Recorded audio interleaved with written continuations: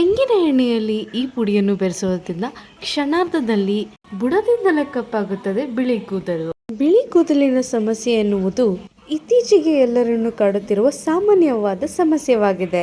ವಯೋಮಿತಿ ಇಲ್ಲದೆ ಬಿಳಿ ಕೂದಲಿನ ಸಮಸ್ಯೆ ಅನೇಕರಲ್ಲಿ ಕಾಡುತ್ತಿದೆ. ಇದು ಸುಂದರವಾಗಿ ಕಾಣುವುದರಿಂದ ತಪ್ಪಿಸುತ್ತದೆ.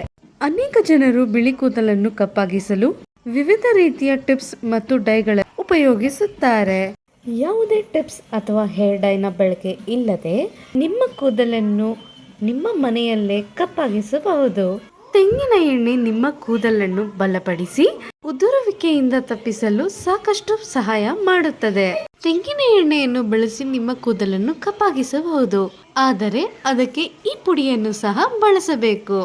ಮೆಹಂದಿ ಎಲೆಗಳನ್ನು ಒಣಗಿಸಿ ಅದನ್ನು ರುಬ್ಬಿ ನುಣ್ಣಗೆ ಪುಡಿ ಮಾಡಿ. ಈಗ ಪುಡಿ ಮಾಡಿದ ಮೆಹಂದಿ ಎಲೆಗಳನ್ನು ತೆಂಗಿನ ಎಣ್ಣೆಗೆ ಬೆರೆಸಿ ಬುಡದಿಂದ ಕೂದಲಿಗೆ ಹಚ್ಚಿ 1 ಗಂಟೆಯ ಕಾಲ ಒಣಗಲು ಬಿಡಿ. ಚೆನ್ನಾಗಿ ಒಣಗಿದ ನಂತರ ಶಾಂಪೂವಿನಿಂದ ಕೂದಲನ್ನು ಚೆನ್ನಾಗಿ ತೊಳೆಯಿರಿ. ಈ ರೀತಿ ಮಾಡುವುದರಿಂದ ನಿಮ್ಮ ಕೂದಲು ಬುಡದಿಂದಲೇ ಕಪ್ಪಾಗುತ್ತದೆ.